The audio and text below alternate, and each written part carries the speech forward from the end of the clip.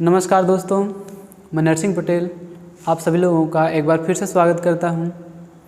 पिछले वीडियो में हम लोगों ने सीखा था कि किसी भी ऑर्गेनिक कंपाउंड का जो फंक्शनल ग्रुप होता है उसका डिग्री क्या होगा, कैसे उसका डिग्री चेक करेंगे, एल्कोहल का या नाइट्रोजन कंपाउंड का कैसे चेक किया जाता है।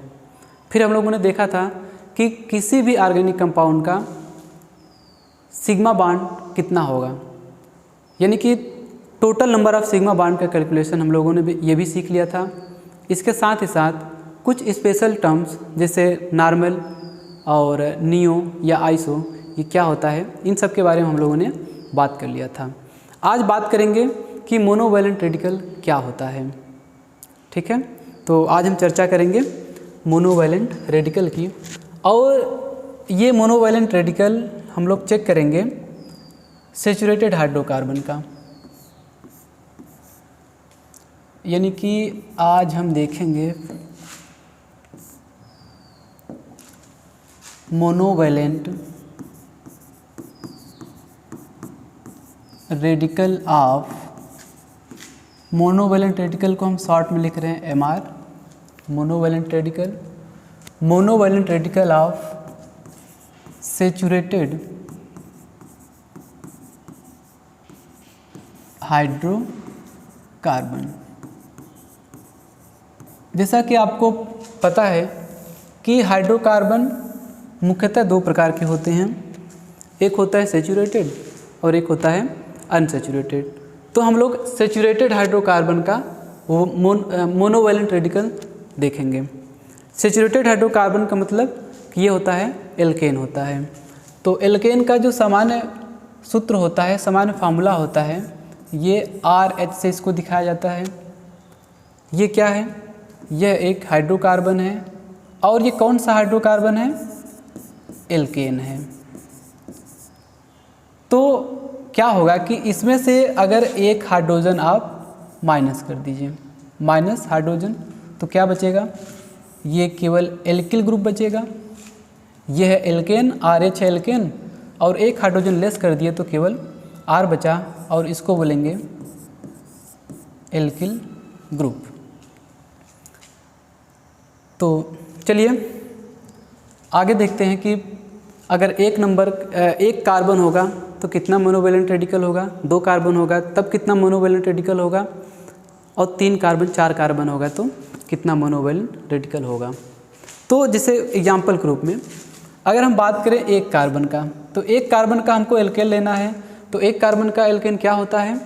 एक कार्बन का एल्केन होगा CH4, यानी कि इसका नाम है मेथेन।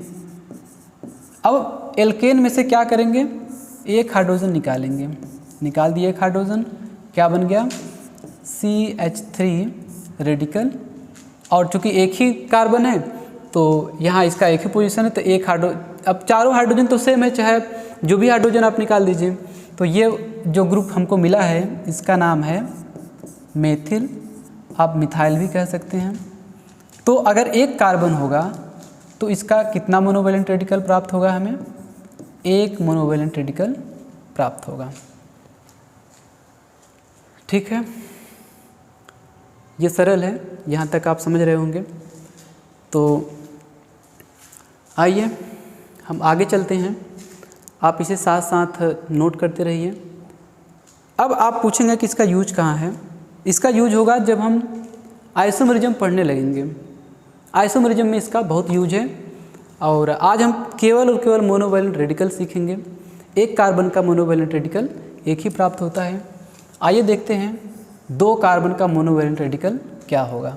तो सबसे पहले बताइए 2 कार्बन का जो एल्केन मिलेगा वो क्या होगा? 2 कार्बन का एल्केन क्या होगा? CH3। ये 2 कार्बन का एल्केन है, इसका नाम है इथेन, नाम है इसका इथेन है। अब इसमें से आप क्या करेंगे? एक हाइड्रोजन निकाल दीजिए। तो एक हाइड्रोजन देखिए कहाँ से निकालेंगे? आप चाहे कार्बन नंबर 1 से निकालें या कार्बन नंबर 2 से निकालें, दोनों सेम पोजीशन है, तो आप कहीं से भी निकाल दीजिए।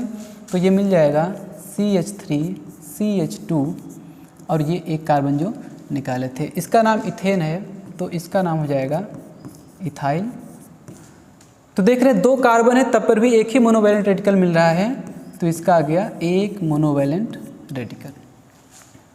चलिए दूसरा देखते हैं, तीसरा है ये। अब आ गया 3 कार्बन का, तो 3 कार्बन का एल्केन क्या होगा, तो ये होगा प्रोपेन। प्रोपेन का जो फार्मूला होगा CH3 CH2 CH3। अब देखिए इसका नंबरिंग कर लेते हैं 1 2 3। अब देखिए ध्यान से देखिएगा, कार्बन का जो 1 नंबर कार्बन है और 3 नंबर कार्बन है, दोनों का पोजीशन क्या है, सेम है। चाहे आप 3 नंबर से हाइड्रोजन निकालिए और चाहे 1 नंबर से हाइड्रोजन निकालिए, दोनों का मतलब सेम होगा। चाहे आप 3 नंबर से हाइड्रोजन निकाल रहे हैं, चाहे 1 नंबर से हाइड्रोजन निकालें, दोनों का मतलब सेम होगा। तो मैं लिख दे रहा हूँ 1 या 3 से आप क्या निकालेंगे, हाइड्रोजन, तो क्या मिलेगा बताइए ज़रा, CH3 CH2 CH2 ये मिलेगा, और इसका नाम होगा प्रोपिल या प्रोपाइल आप बोल सकते हैं। और अगर आप 2 नंबर से, कार्बन नंबर 2 से एक हाइड्रोजन निकाल दीजिए, देखिए कार्बन नंबर पर कितना हाइड्रोजन है, कार्बन नंबर 2 पर देखिए 2 हाइड्रोजन है, तो हमको 1 हाइड्रोजन निकालना है, तो 1 बच जाएगा। तो क्या हो जाएगा, देखिए 1 बचा, 2 था 1 बचा, और उन दोनों से क्या लगा है, CH3 और एक रेडिकल। तो आपको मैंने बताया था कि स्पेशल टर्म्स कुछ बताया था कि आप बताइए कि ये नॉर्मल है कि आइसो है कि नियो है। हम लोगों ने कल इसके बारे में डिस्कस किया था। तो ये है हमारा आइसो, आइसो और 3 कार्बन है, तो हम इसको कह सकते हैं कि आइसो प्रोपाइल। तो आप देख रहे हैं कि अगर 3 कार्बन का हाइड्रोकार्बन है हमारा, तो कितना मोनोवैलेंट रेडिकल, 1 और ये 2, तो ये 2 मोनोवैलेंट रेडिकल हमें मिल जाएगा। तो चलिए इसी तरीके से हम लोग 4 कार्बन का भी देख लेंगे। आप अपने मन से भी निकाल सकते हैं। आपको बस क्या करना है कि अलग अलग पोजीशन से हाइड्रोजन को निकालना है, बशर्ते कि क्या है कि अलग अलग पोजीशन होना चाहिए। चलिए अब हम लोग देखते हैं एग्जाम्पल नंबर 4, और हम ले रहे हैं 4 कार्बन। अब 4 कार्बन देखिए, एक नॉर्मल ब्यूटेन ले सकते हैं। नॉर्मल ब्यूटेन लेंगे तो क्या होगा, नॉर्मल ब्यूटेन का स्ट्रक्चर क्या होगा, CH3 CH2 CH2 CH3। देखिए यहाँ से भी केस 2 बनेगा। कैसे, नंबरिंग पहले कर लेते हैं, 1 2 3 और 4। तो अब देखिए कार्बन नंबर 1 और 4, कार्बन नंबर 1 और 4 इन दोनों का पोजीशन 1 है, और कार्बन नंबर 2 और 3 का पोजीशन सेम है। तो आप चाहे कार्बन नंबर 1 से निकालिए, 4 से निकालिए, सेम रेडिकल मिलने वाले हैं। तो क्या मिलेगा ज़रा बताइए मुझको, CH3 CH2 CH2 CH2, तो ये एक रेडिकल मिला। और अगर आप 2 या 3 से निकालेंगे तो क्या मिलेगा, CH3, 2 से अगर निकाल लेंगे तो क्या मिलेगा, ये मान लीजिए यहाँ से हाइड्रोजन निकला है और 2 हाइड्रोजन था तो निकाल लिए तो 1 ही बचा, और ये CH2 ये CH3। देखिए ये स्टेट चेन है तो इसका नाम हो जाएगा N, कितना कार्बन, 1 2 3 4, तो हो जाएगा N ब्यूटाइल। और ये देखिए कितना आपको बताना है कि इस कार्बन का डिग्री कितना है। तो देखने से स्पष्ट है कि ये कार्बन कितने और कार्बन से अटैच्ड है, 2 कार्बन से, तो ये इस कार्बन का डिग्री हो गया 2 डिग्री कार्बन है, और 4 कार्बन है तो ये होगा 2 डिग्री ब्यूटाइल, 2 डिग्री ब्यूटाइल। ये तरह नॉर्मल ब्यूटेन से, लेकिन ब्यूटेन 4 कार्बन का हम और कौन सा एल्केन ले सकते हैं, देखिएगा 4 कार्बन का आप 1 कार्बन कम कर दीजिए, CH3 और CH3। अब आप देख रहे हैं, अब आप फिर से नंबरिंग कर लीजिए,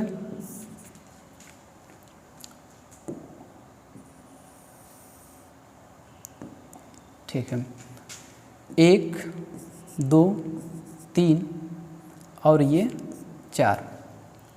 आप देख रहे हैं कि हम 1 से भी निकाल सकते हैं, 2 से भी निकाल सकते हैं, 3 से 4 से, लेकिन आप देखकर बताइए कि कार्बन नंबर 1, 3 और 4 2 के रेस्पेक्ट में इन 1, 3, 4 का पोजीशन है वो सेम है। तो आप चाहे 1 नंबर से हाइड्रोजन निकालिए या 3 नंबर से या 4 नंबर से,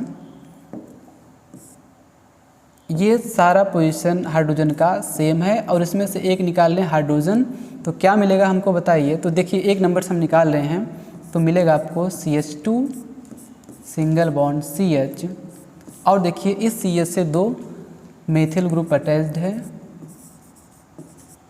ठीक, इस CH से 2 मेथिल ग्रुप अटैच्ड है। अब आप मुझे बताइए कि ये कौन सा ग्रुप आया। ये वही ग्रुप है आइसो वाला जो हम आपको कल बताए थे। तो इसका नाम हो जाएगा 1, 2, 3, 4 है तो इसका नाम हो जाएगा आइसोब्यूटिल है ये। और अगर आप 2 नंबर से निकालते हैं तो कितना हो जाएगा CH3C। ये देखिए एक रेडिकल बना, हाइड्रोजन निकल गया और ये CH3 तो ये क्या है भाई बताइए, पहचानिए इसको, कल बताए थे इसके बारे में।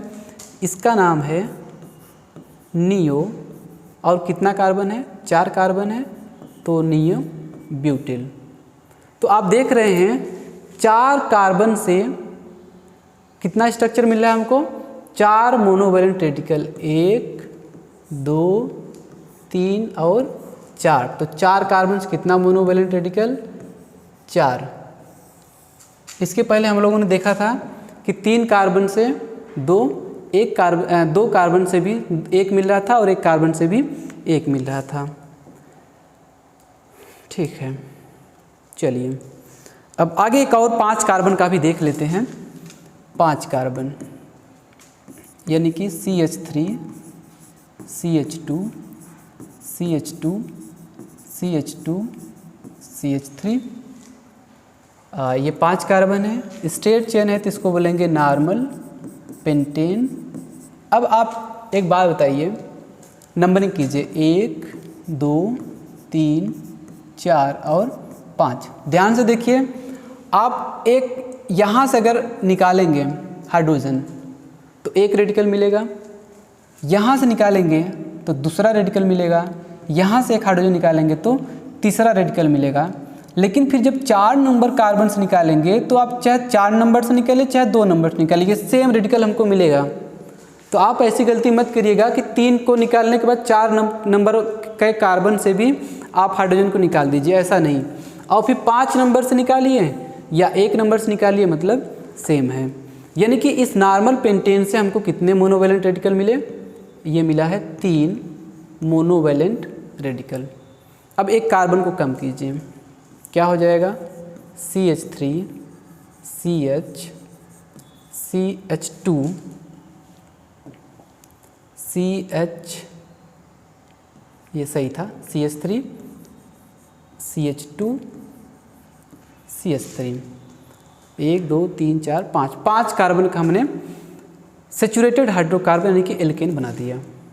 अब बताइए, यहाँ से निकाल सकते हैं, ठीक है, एक हमको यहाँ से निकालेंगे तो 1 रेडिकल मिलेगा क्योंकि पोजीशन इसका अलग है। अब चाहे 1 नंबर से निकाले या यहाँ से निकाले, दोनों सेम है। आप ऐसा नहीं करेंगे कि यहाँ से भी निकाल देंगे और यहाँ से भी निकाल देंगे। हाइड्रोजन का पोजीशन इस सेकेंड नंबर कार्बन से दोनों एक ही है। तो 1 रेडिकल यहाँ से, 1 रेडिकल यहाँ से निकलेगा और दूसरा रेडिकल यहाँ से निकलेगा। एक्चुअली में तीसरा रेडिकल है, पहला, दूसरा, तीसरा रेडिकल और चौथा रेडिकल देखिए यहाँ से निकलेगा।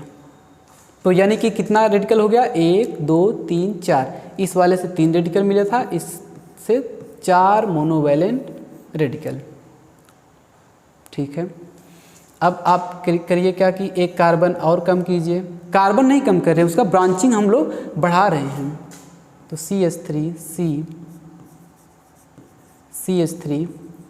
CH3 और CH3।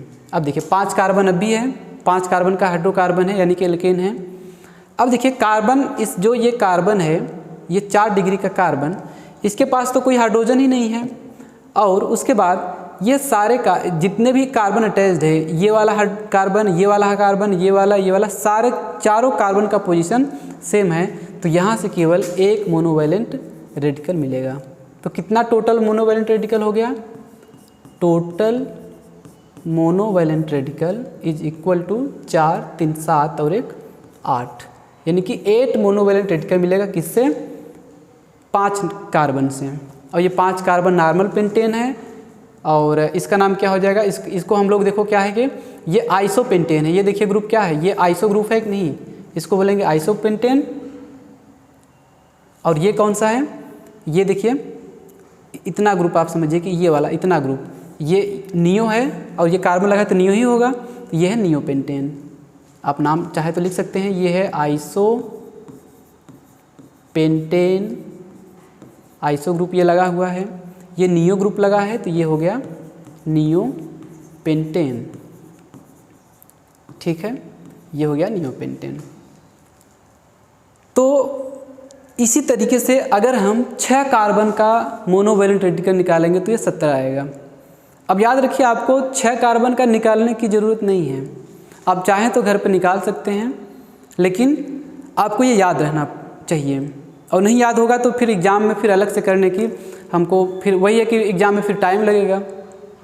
तो कुछ कैलकुलेशन हम पहले से करके रखेंगे जिससे एग्ज़ाम में टोटल उसको हम तुरंत हम यूज कर सकें।